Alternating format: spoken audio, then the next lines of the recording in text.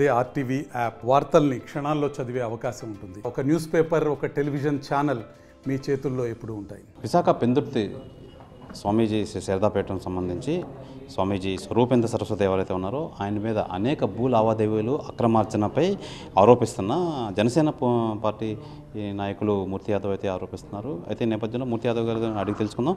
మూర్తి యాదవ్ గారు చెప్పండి, స్వామీజీ మీద ఏమంటారు మీరు? శారదాపీఠం అనేది స్వయం ప్రకటిత పీఠం. అది అసలు ఈ భారతదేశంలో 4 పీఠాలు ఉన్నాయి. ఆది శంకరాచార్యులు గారు ప్రతిష్ఠింపజేసినటువంటివి. అటువంటిది పీఠం సొంతంగా పెట్టేసుకొని ఈ దొంగ స్వామి, నకిలీ స్వామి ఎవరైతే ఉన్నారో, ఈ కైనీ స్వామిగా ఉన్నటువంటి స్వరూపానంద, సాత్మానందలు ఎవరైతే అక్కడ శారదాపీఠాన్ని బేస్ చేసుకొని వీళ్ళు చేస్తున్నటువంటి వ్యవహారాలు ఏవైతే ఉన్నాయో ఆ వ్యవహారాలు మొత్తం మీద పూర్తి స్థాయిలో కూటమి ప్రభుత్వాన్ని విచారణ జరిపించమని అంటున్నాం. వీళ్ళు చేస్తున్నటువంటి ఇప్పుడు ఉన్నటువంటి అక్కడ చిన్నముషిరివాడలో శారదాపీఠం రెవెన్యూ భూమిలో కబ్జాలో కొంత భాగం ఉందని చెప్పి గతంలో రెవెన్యూ అధికారులు నోటీసులు ఇచ్చినటువంటి మాట వాస్తవం కాదా అని అడుగుతున్నాం.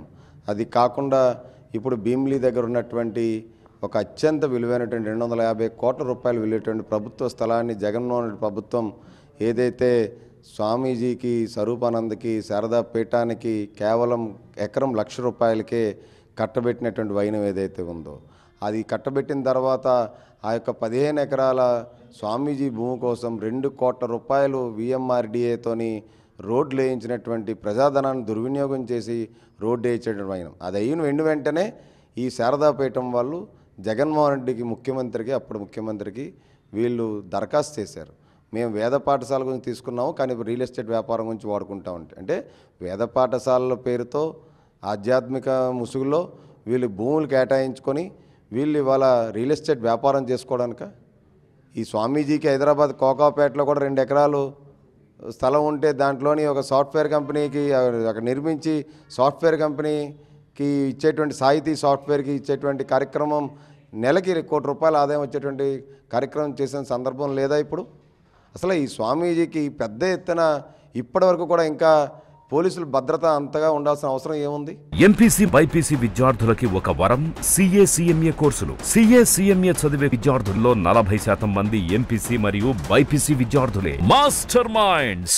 గత ప్రభుత్వంలో అంటే జగన్మోహన్ రెడ్డి స్వామీజీ దగ్గరికి ఎవరెవరు వస్తున్నారు, ఎవరెవరు వెళ్తున్నారు, ఏ వ్యవహారాలు నడుపుతున్నారు, ఎవరు ఎంతెంత చదివించుకుంటున్నారని చెప్పి ఒక నిఘా విషయాల్ని తెచ్చుకోవడానికి ఆయన అక్కడ ఏర్పాటు చేసుకున్నాడు. అసలు ఈ స్వామీజీ భారతదేశంలోని ఒక ప్రెసిడెంటే ఎయిర్పోర్ట్లో ఎయిర్ క్రాఫ్ట్ దగ్గరికి డైరెక్ట్గా వాహనంతో వెళ్ళి అక్కడ ల్యాండ్ అవుతారు. అలాంటిది స్వామీజీ డైరెక్ట్గా ఎయిర్పోర్ట్లో ఎయిర్ క్రాఫ్ట్ దగ్గరికి ల్యాండ్ అవుతున్నారంటే అసలు ఇంత పెద్ద సెక్యూరిటీ ఎందుకు? అసలు ఈ స్వామీజీ చార్టెడ్ ఫ్లైట్లు ఏంటి? భారతదేశంలో ఏ స్వామీజీ అని చార్టెడ్ ఫ్లైట్లలోని ఈ విధంగా తిరిగిన సందర్భాలు ఉన్నాయా? ముఖ్యమంత్రులే ఎకానమీ ఫ్లైట్లో తిరుగుతూ ఉంటారు సర్వసాధారణంగా. అసలు ఈ స్వామీజీకి ఈ 2019 ముందర 1,40,00,000 FD ఉందని మేము అనుకుంటున్నాం. ఇప్పుడు శారదాపీఠం 44 కోట్ల రూపాయల FD ఉందని మాకు వినికిడి. అది కాక శారదాపీఠంకి, స్వామీజీ స్వరూపానందకి, వాళ్ళ యొక్క సాత్మానంద బినామీలకి 46 కోట్ల రూపాయలు అదనంగా ఇవాళ ఫిక్స్డ్ డిపాజిట్లు ఉన్నాయని అంటున్నాను. అంటే 100 కోట్ల రూపాయలు ఫిక్స్డ్ డిపాజిట్లే ఉన్నాయని ఇవాళ మాకు వస్తున్నటువంటి సమాచారం. స్వామీజీ ఆస్తులు ఇవాళ ఈ 5 ఏళ్లలో 1000 కోట్ల రూపాయలు పైగా దాటేసిందని చెప్పి మేము ఆ అనుమానం వ్యక్తం చేస్తూ ఉన్నాం. అందుకే వీటిలన్నిటిపైన విచారణ జరిపించాలి. కూటమి ప్రభుత్వం వచ్చింది, ఇదే స్వామీజీ శారదాపీఠంలోని అధికారుల ట్రాన్స్ఫర్లు, ముఖ్యంగా దేవాదాయ ధర్మాదాయ శాఖ అంతా కూడా ఈయన కనుసన్నల్లోనే ఉండేది. దేవాదాయ ధర్మాదాయ శాఖ చెందినటువంటి భూములు ఏవైతే ఉన్నాయో, ప్రభుత్వ భూములు, దేవుని మాన్యాలు ఏవైతే ఉన్నాయో వాటిలన్నింటిని కూడా పెద్ద ఎత్తున కొల్లగొట్టారని చెప్పి ఆరోపణలు ఉన్నాయి. అటువంటి శారదాపీఠం మీద, శారదాపీఠంలో చేసినటువంటి వ్యవహారాల మీద, వ్యవహారం మీద మొత్తం విచారణ జరిపించాలని చెప్పి మేము డిమాండ్ చేస్తున్నాం. కూటమి ప్రభుత్వం ఏర్పడింది. ఈ యొక్క దొంగ స్వామి, నకిలీ పీఠం ఏదైతే ఉందో దీని మీద పూర్తి స్థాయిలో విచారణ జరిపించాలని డిమాండ్ చేస్తున్నాం. ఈ స్వామీజీ ఉదంతంపై మీరు రానున్న రోజుల్లో ఏ విధంగా పోరాటం చేయబోతున్నారు? ఖచ్చితంగా ఇప్పుడు ఆ 15 ఎకరాలు ఏదైతే భీమిలీలో ఇచ్చినటువంటి ల్యాండ్ రద్దు చేపిస్తాం. ప్రజా అవసరాల కోసం, ప్రభుత్వ అవసరాల కోసం వినియోగించేలా చేస్తాం. శారదాపీఠం ఇక్కడ చిన్నముషిరివాడ దగ్గర ఉన్న కబ్జాలను తొలగించే ప్రయత్నం చేస్తాం. ఈ యొక్క స్వామీజీ మళ్ళీ ఏ వేద విద్యార్థులకు కూడా వాళ్ళకి ఇచ్చేటువంటి డబ్బులను కూడా తిరిగి వెనక్కి తీసేసుకొని దోచేసుకునేటువంటి వైనం స్వామీజీ కుటుంబ సభ్యులు అసలు ఈ మొత్తం వ్యవహారం మీద పూర్తి స్థాయిలో దర్యాప్తు చేసే విధంగా ఖచ్చితంగా పోరాడతాం. ప్రస్తుత సీఎం చంద్రబాబు నాయుడు గారికి ఎటువంటి కంప్లైంట్ అనేవి వదలుచుకున్నారా స్వామీజీ మీద? ఖచ్చితంగా ఇస్తాం. దేవాదాయ ధర్మాదాయ శాఖ మంత్రి గారు ఉన్నారు, ఆనం రామనారాయణ రెడ్డి గారు. పూర్తి స్థాయిలో అసలు స్వామీజీకి ఉన్నటువంటి భద్రతను తొలగించే ప్రయత్నం చేయాలని చెప్పి మేము కోరుతా ఉన్నాం మంత్రి గారిని.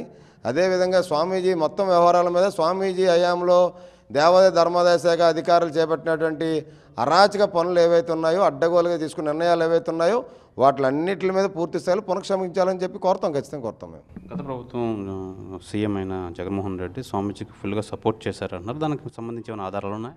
జగన్మోహన్ రెడ్డికి రాజగురువు అని అంటారు కదా, బినామీ అని కూడా అంటారు కదా.